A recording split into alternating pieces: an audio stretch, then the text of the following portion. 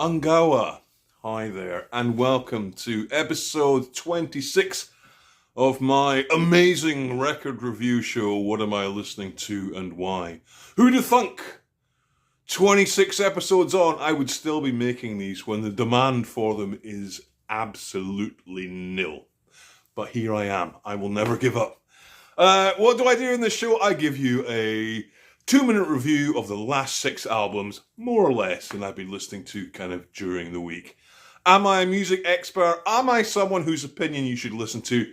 No and no on both of these. I'm just a guy playing records and telling you what I think of them. My opinion is no more valid than your opinion, so don't get too upset about anything I say. And enjoy. Let's get right on with it with record number 1. Curious out gambler, no wager, no one card to play. Your chest is fertile, he tells the wrong one to pay.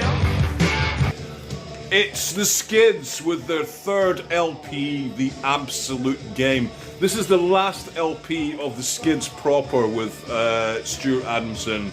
I think it was all kind of over by this point. I think the fighting was in and whatever was going to happen. And Stuart Adamson was no more to be seen. He went off to do Big Country and other bits and bobs after this. So this is the last kind of proper Skids album, the Absolute Game, recorded in 1980.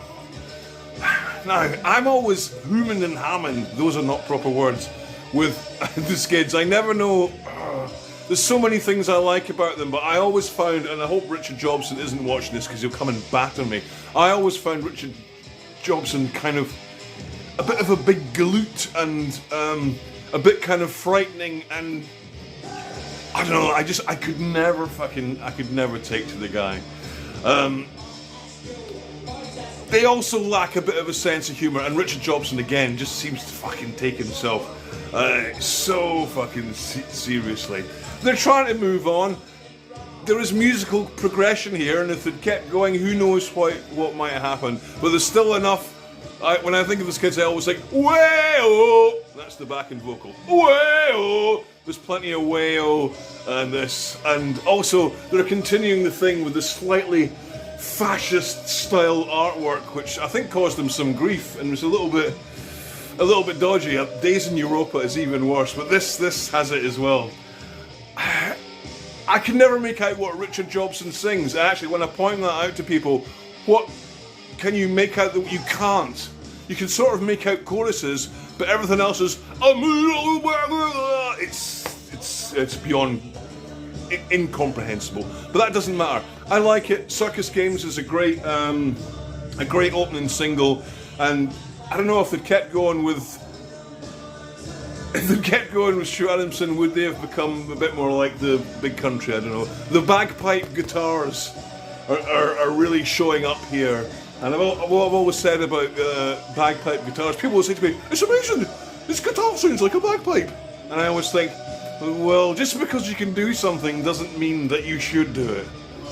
So I'm not a huge fan of bagpipe guitars, but I do appreciate Stuart Adamson. I know he was brilliant. So the Skids still going in some form, but they seem to incorporate bits of Big Country and the Alarm. Well, I call them the Big Skids Alarm now. So after this, the band staggered on until 1981 with an album called Joy, which has got about 1,000 people playing on it.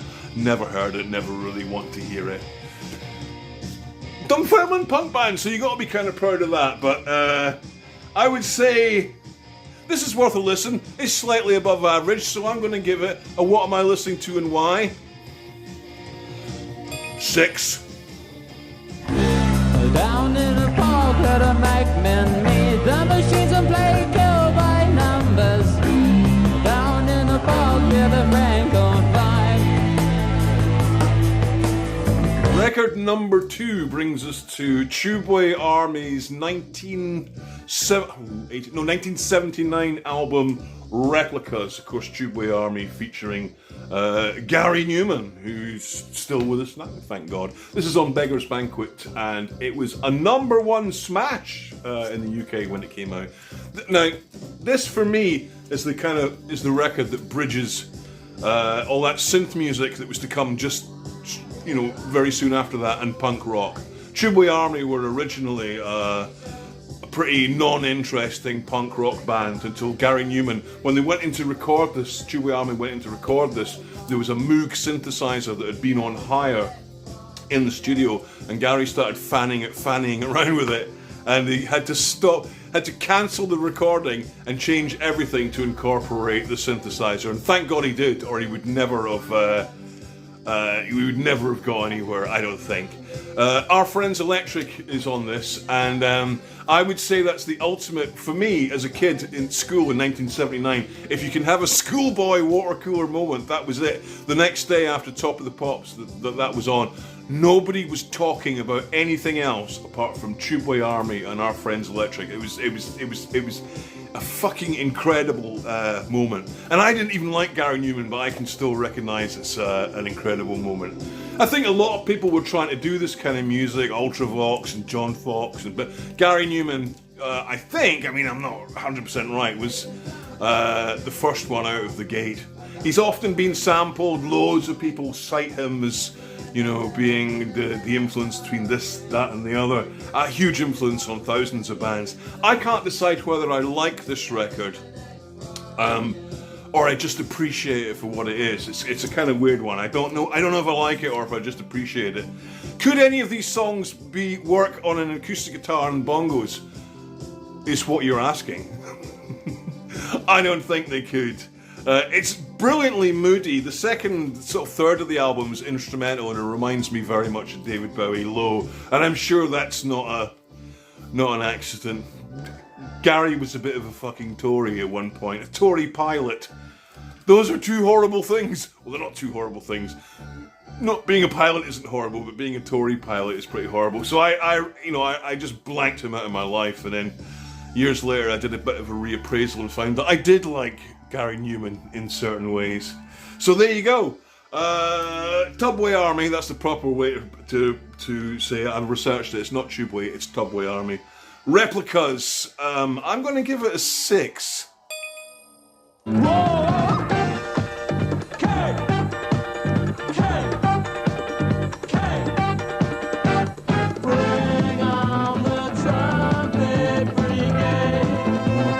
Record number 3 is Haircut 100 with their debut LP from 1982, Pelican West. Now I'm going to just kick off right here and say this record and the band is pretty much everything I hate, sort of put into one thing and handed. It's everything I hate. It's lightweight, poppy jazz, funky, not jazz, but funky.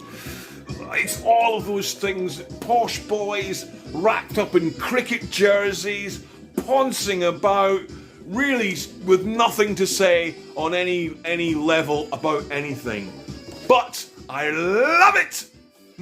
I've always liked this LP. This is I don't know if it's sweet memories for me or what it is, but I've always liked it. I liked it as soon as I heard it. And I think what first got me into it was that guitar thing. I never got beyond that, and I ended up playing like that myself for about 10 years, albeit in a different kind of setup. But yeah, it was a huge influence on me, the guitar playing. So it's got some memorable songs, some good chord changes and all that kind of things. But I know it's wrong. Is this a guilty pleasure? It's the very definition of it. Nick Hayward, the man, they only made one record, Haircut 100. Nick Hayward suffered from anxiety issues, probably from hearing it.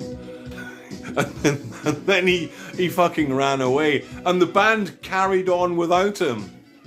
I saw Haircut 100 without Nick Hayward, and I've got to say it's one of the least satisfying rock and roll experiences of my life. Haircut 100 without Nick Hayward, it's a fucking no. They staggered on and they brought out another album called Paint, which you couldn't fucking give away. I've never heard it, but if I saw a copy, I would spend literally tens of pounds to own it and review it. The things that go beyond what I can go, I hate the brass. I mean, it's jazzy, funky brass and that horrible Specky Weasley guy on the saxophone that hasn't got a horn. Really? I don't know. It's a bit like the Monkees, but posh. Imagine if Brideshead Revisited was a rock band. There you go. As I say, despite that, I really like it. It's great on a sunny afternoon. You could have a glass of Pimm's. Whatever that is. You could have a glass of Pimm's and listen to this. But yeah, King Size is a brilliant song. Favourite Shirts is good. Marine Boy is good. Just don't think you have to think about it. If you think about it, it's terrible. But take it for what it is, and I still think it's a great record. And as such, I'm going to give Pelican West by Beer Gut 100 a 6.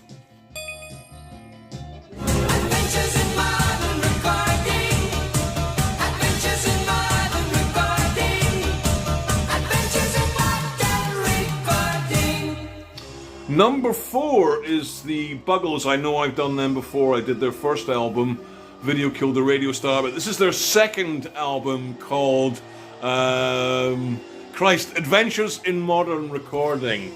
And this album is one of the wonders of the world, I would say. It sucks. It blows really badly, and here's why. It has no kind of redeeming qualities to it at all. It's got no good songs. The only memorable song on it is Ventures in Modern Recording, and that's meh at best. Trevor Horn produced this, and Trevor Horn is one of my heroes, and he's produced everyone and ended up playing in Yes of all things. Trevor Horns and Jeff Downes were the duo that were Buggles. Jeff Downes, on the first day of recording this album, walked out, and I don't fucking blame him at all. It's got horrible the drums. Oh god, it's terrible. It's got a track called Vermilion Sands, which is, I fucking kid you not, it is one of the worst things I've ever heard. It's an electro Charleston. How that ever got on the fucking record is beyond. I'll try and find a clip of it and play it for you.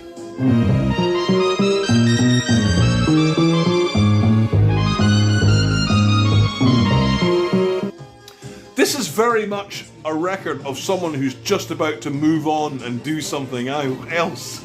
They never did any gigs, and I hate this record. There's not. Oh my god, I can't.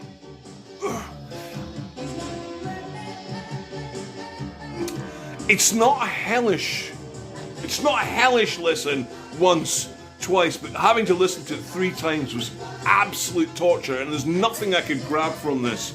Side 2 becomes a fucking electro-prog album.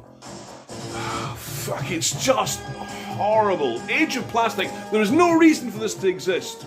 And why they put it out, and they put out a 40th anniversary CD set with extra tracks. You don't need extra tracks. When someone's rubbish, you don't need extra tracks. Just fucking think of that. Thank God they never did a gig. Trevor Horn never looked back from this, and he went on to produce anyone who was worth anything in the 1980s, and almost pretty much divine that decade. So what the actual fuck is this? I'm gonna give it, based on the fact that I can't stand it on any level, I'm gonna give it a fucking 2 for just having the... No, I'm giving it a 1 for having the gall to be birthed. 1. Give me all your loving, all your hugs and kisses too. Give me all your loving, don't let up until we... Record number 5, kind of defining the early 80s, is Houston, Texas band ZZ Top, who have been going since 1969 and I believe are still going. This is their massive kind of breakthrough album, Eliminator. This is the only ZZ Top record I have kind of heard and know, and I'm not really interested in that kind of stuff. But I liked this album when it came out, so let's reflect on it now. This was recorded in Frank's home studio, and I don't know if you know that. You know how they've got those big beards, and then the drummer, who actually doesn't have a beard, he's actually called Frank Moustache.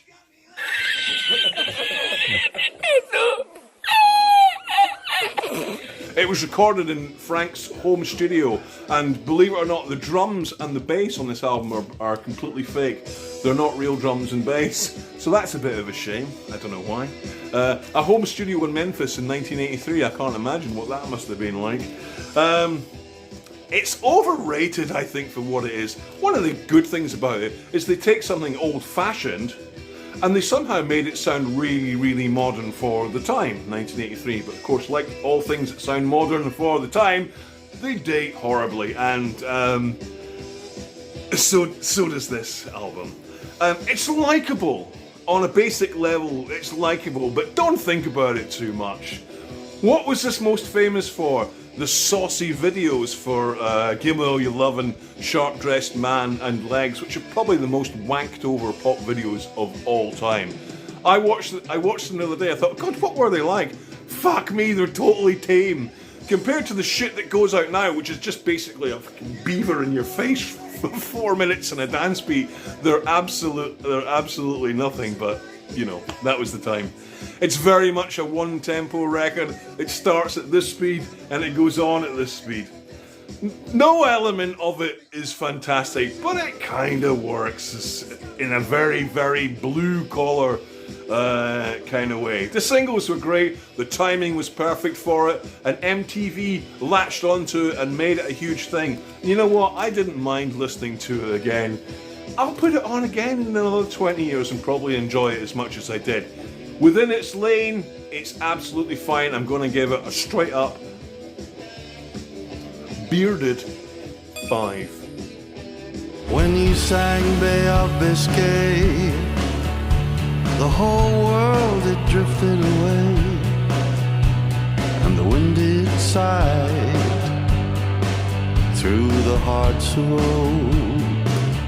Final record tonight is a compilation. Don't usually do compilation albums, but I'm going to do it with this. This is Richard Hawley Now Then, which is a kind of best of double album. Now, I'm no fucking expert on Richard Hawley. I sort of stumbled over him a few years ago, and this record is absolutely brilliant. It's completely, it's one of these, it's so well crafted. It's hard to review it without sounding like a complete fucking cunt. But here I go. It's brilliantly made, it's totally timeless, and yet it sounds like the 1940s. It has a Disney quality to it. It's mostly slow ballads that are so sumptuously produced, and Hawley's voice and guitar playing is so fucking classy. He makes Tom Waits look like a fucking busker on the Glasgow Underground. I don't know what that means, but I've said it anyway. It has a sort of indie elements to it. He was originally in a sort of indie band called the Long Pigs, and as a hangover from that, on this album there were a few noise tracks which really fucking spoiled it a lot. I felt like if it was a CD I would have skipped them, because I just wanted to remain in that kind of 1940s, 1950s crooner stuff, because at doing that, if you like that, there is nobody better at that than this guy. And I bet you every day that every morning Morrissey is crying into his fucking sugar puffs because he's not Richard Hawley. That's what I think. He's got an amazing Sheffield accent. I heard him on a podcast the other day. He speaks really thick Sheffield, which totally shocked me. I thought he'd be like, well, hello, because he's got an incredibly thick, treacly voice, which is fantastic. He's collaborated with everybody who's everybody. He's collaborated with the frontman for The Jam, the singer in the Style Council, and Paul Weller. Absolutely everybody. If I had a criticism of it, I'd say maybe it's a bit samey. But if you're liking it, you're liking it. The important point of this record is when to play it. Don't play it when you're getting ready to go out on a Friday night, or when your friends come round for a bottle of wine and a bitch. You've got to play this Sunday afternoon when it's raining, or 2 o'clock in the morning when everyone's gone home, and then it's fucking perfect. That's key. Beautiful production, beautiful orchestration. Everything about it is great. Emotional depth in lyrics, boom, it's got all that. Cole's Corner, great track. My Little Treasures, I Still Want You sort of makes me go, would that I could write something that fucking good. Yeah, it's fantastic.